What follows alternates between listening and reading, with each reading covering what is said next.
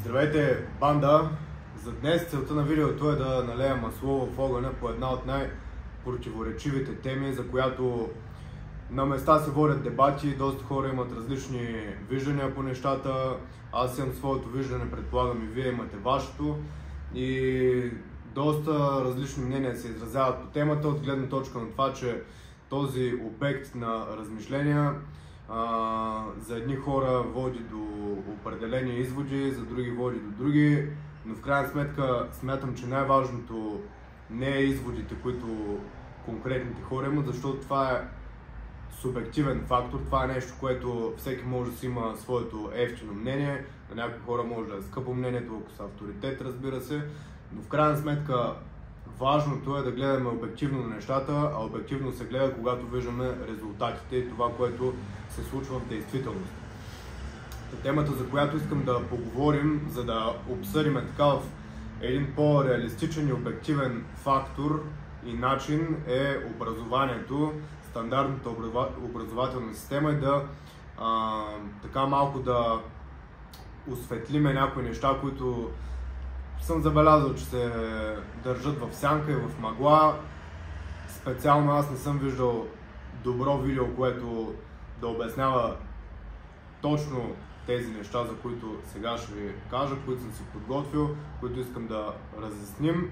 Не съм виждал добро видео по темата, затова ще направим отлично видео по темата, което точно ясно да обясни 5 фактора, които в образованието не се коментират в училище конкретно и остават една тема, която е заметена под килима, което в дългосрочен план, чисто социално, а и на държавно ниво, смятам, че влияе негативно и един от най-големите аспекти, който влияе на обществото, на културата, на просперитета или регреса на една държава е именно образованието. Така че нека да започваме с 5 неща, които съм подготвил по тази тема, и заглавието на темата е като цяло: какво не ни казват за парите в училище. На всеки му е ясно, че парите са важни, но какво се случва в училище, което доста бяга от тази тема и я превръща в една тема табу? Първото нещо, за което аз се сетих, е, че все пак всеки, който ходи на училище, всяко дете, което стартира в първи клас своето образование,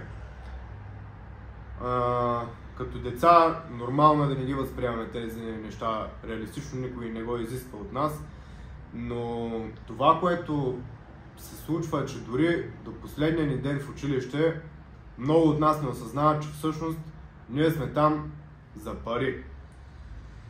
По един или друг начин, колкото и да го украсяват, колкото и да се набляга на хубавите моменти в училище, те са неизменен фактор. Всеки от нас е създал доживотни приятелства, всеки от нас е създал доживотни спомени в училище, но това, което не се дискутира открито и може би даже активно се завуалира, е, че сме там за пари. Там сме да получим образование, което в крайна сметка или да ни даде директна професия, с която да изкарваме пари, или да ни помогне да продължим образованието си в висше училище, което пак целта му е да се варят в крайна сметка пари по един или друг начин.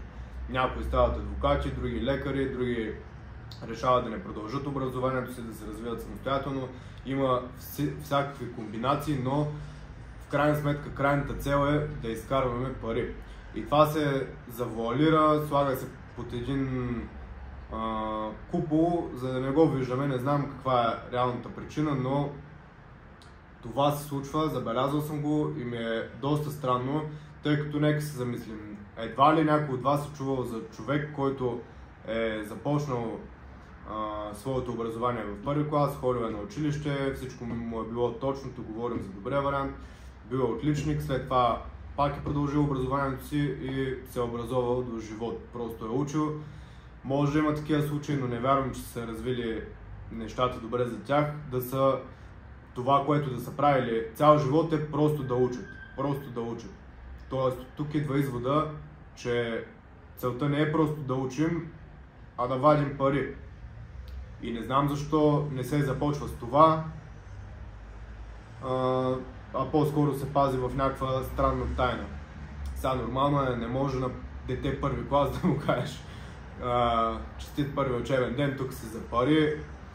Нали, едно дете трябва да се мине през определени етапи, но странното е, че в нито един етап от образованието това не е предвидено като тема, която да се дискутира съвсем открито и спокойно, да се насочват децата. Да, има едно насочване към, нали, това какво ще учиш, но по-скоро хората очакват от теб да учиш, за да учиш, а не да учиш, за да изкарваш пари в даден момент чрез работа, чрез бизнес или чрез какъвто е начин да намери човек. Те не са много, но все пак има и креативни варианти.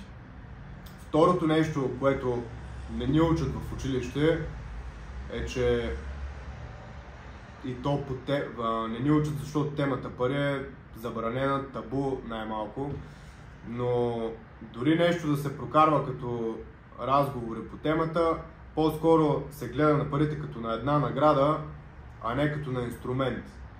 И тук родителите правят грешка, като да речем наградят детето с пари, когато е постигнал добър резултат. По този начин в съзнанието се кодира, че парите не са средство, не са инструменти, са някаква висша награда, която да гоним и това е крайната цел.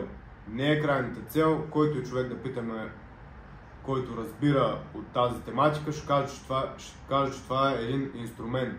Не са награда. Парите не са крайната цел. Награда е да можем да си подсигурим с тях свобода, награда е да може да помогнем с тях, но не и самите харчийки. Все пак, ако разгледаме какво са парите, това е една книжка, която няма абсолютно никаква стойност. Това е хартия, разпечатана от, в случая това е долар, разпечатана от Федералния резерв. Няма абсолютно никаква стойност сама по себе си, освен покупателната способност, но да речем, че може да си купим нещо с парите, което да ни донесе някаква стойност и награда. В този случай пак стигаме до извода, че те са инструмент, не са нещо висше. Дори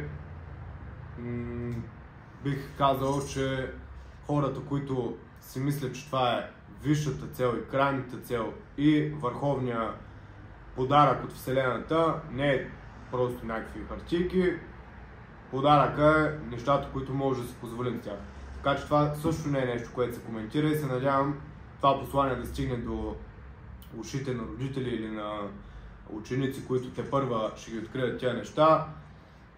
Аз съм се робил сам за себе си да ги открия в книги, подкасти и така нататък, но това е самата истина. Парите не са награда, а са инструмент. Другото нещо е, че и тук вече може би ще се навлека някакви неприятности или по-скоро негативно мнение, но мотива на много учители, тук не слагам под общ знаменател учителите, за които ще говоря, и учителите, които наистина истинската им вътрешна същност говори, че те искат да са преподаватели, искат да се отдадат на това да преподават на децата, искат да дадат своя почерк като будители, не говоря за тях. За тези хора, нали, свалям шапка, това са изключително необходими хора, това са хора с чисти сърца, които просто не може да се каже нищо лошо за тях.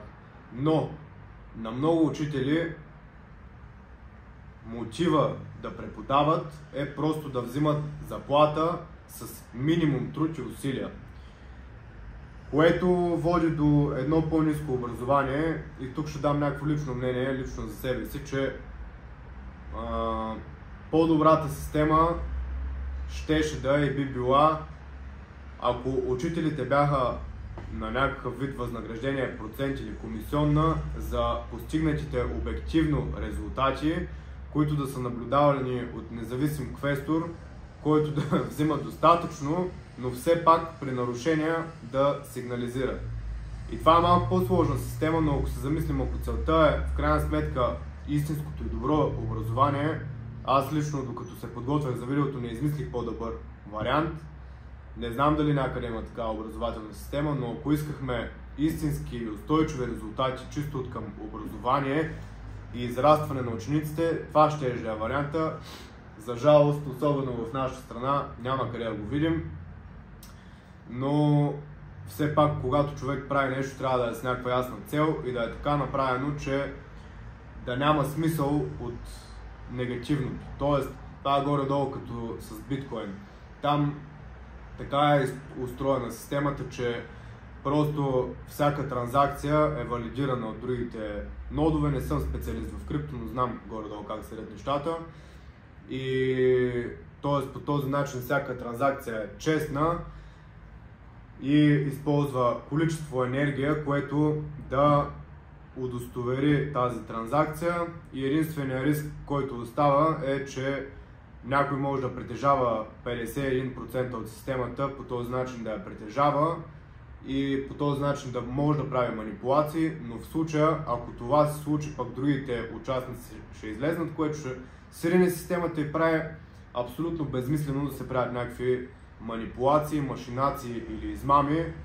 Не знам дали дадах абсолютно точно примера, но няма абсолютно никакво значение. Важно е, ако някой иска да си го провери допълнително, важно е примера, важно е аналогията да се направи.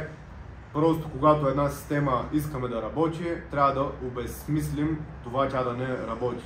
И по този начин се получава едно перпетум мобиле, както се нарича, един двигател, който е с максимално висока ефективност и работи в нашата посока с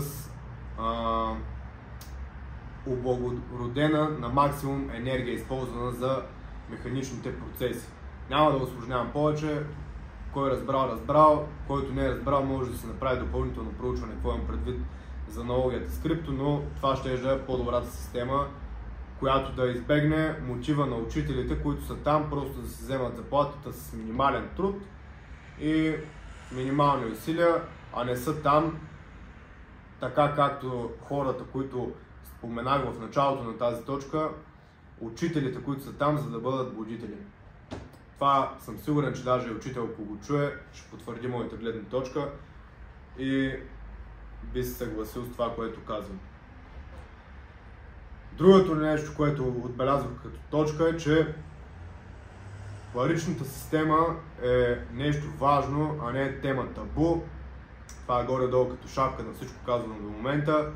Паричната система е важна, паричната система, поне докато нещата са както са към момента и както са били в изминалите няколко стотин години, паричната система е нещо важно, нещо, което ни заобикаля ежедневно, нещо, което ни е пряко зависимо от него, нещо, което без него избора ни е да живеем в някаква пещера или в някакво село и да сме животновъди или земеделци, но ако искаме да живеем в едно нормално общество, парите са ключов фактор, който внася ред и ни позволява да мерим определена стойност, определени цени и така нататък, да изчисляваме покупателна способност и да не навлизам в дълбоки подробности, но паричната система е нещо, което докато сме живи, докато живеем в настоящата система, ще ни спохожда и няма как да си мислим, че това е тема табу, при условие, че това е нещо, което по един или друг начин ще ни дърпа конците на решението до края на нашия живот, ако живеем в тази система. Нищо не се знае,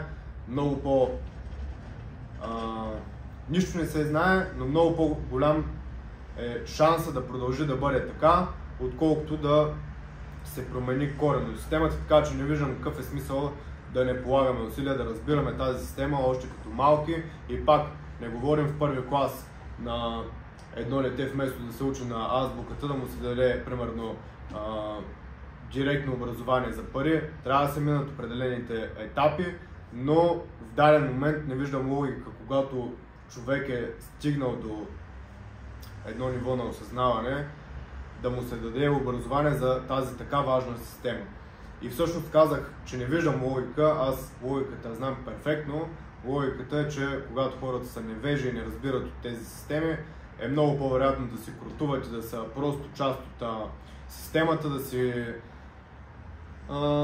общо взето да пълнят джобовете на тези, които са скроили системата да бъде по този начин, но там пък идва и ролята на хора като мен.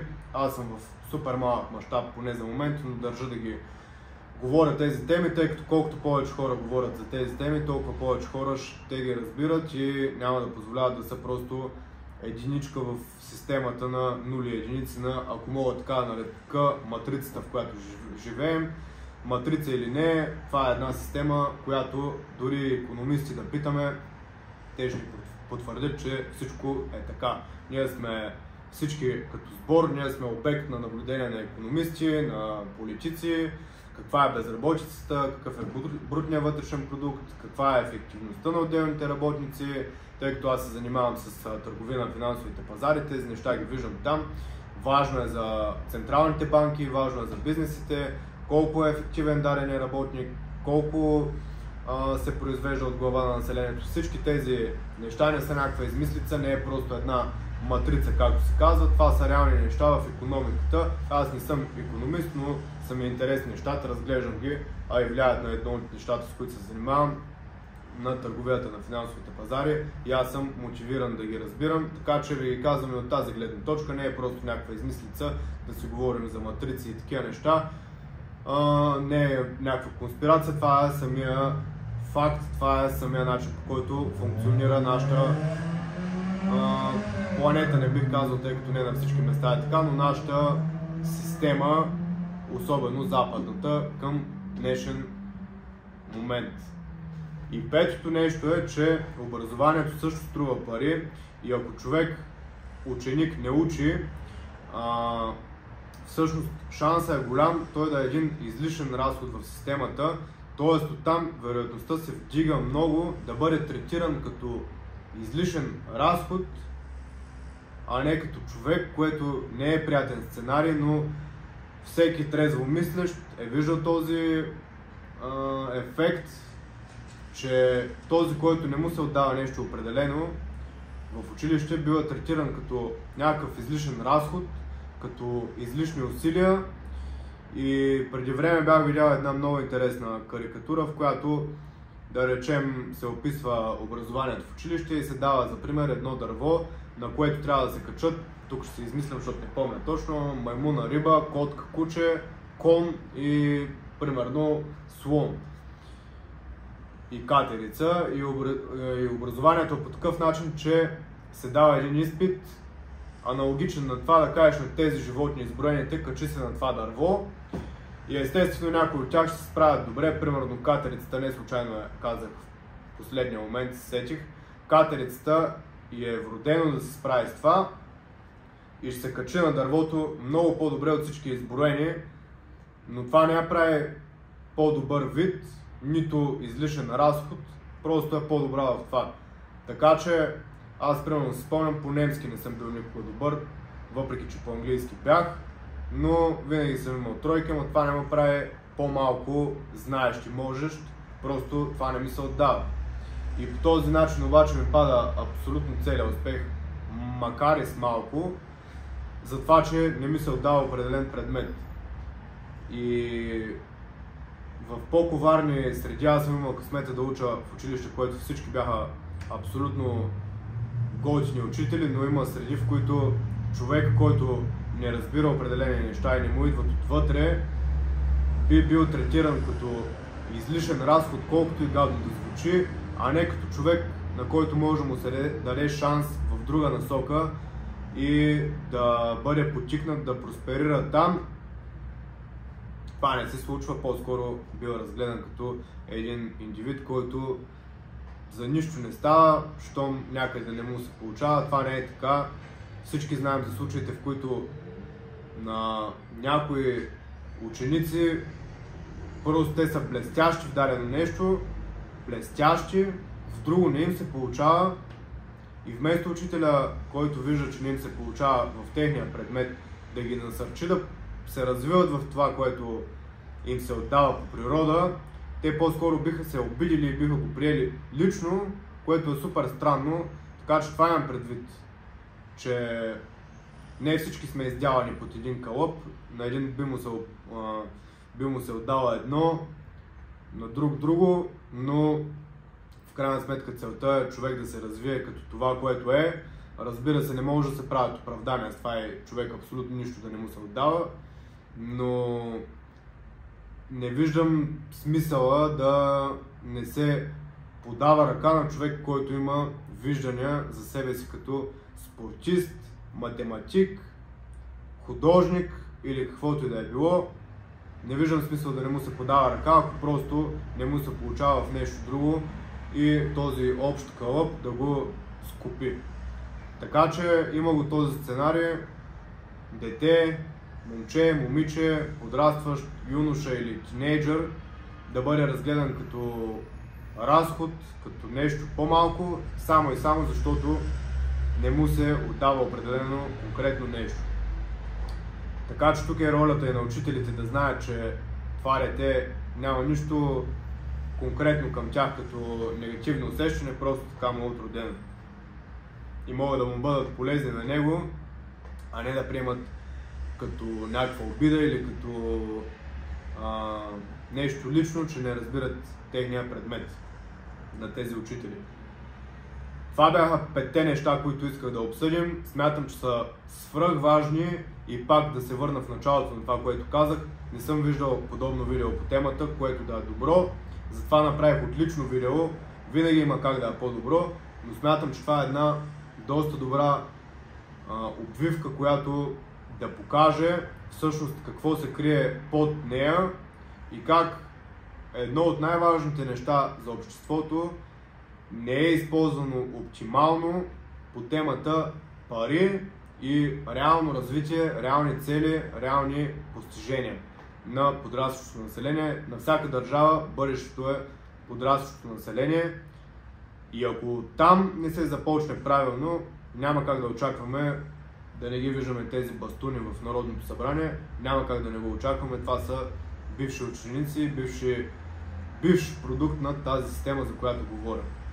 Така че надявам се това послание да стигне до повече хора и да ги накара да се замислят и да разкажат за това нещо и да може би да стигнат и до други заключения, които са още по-важни.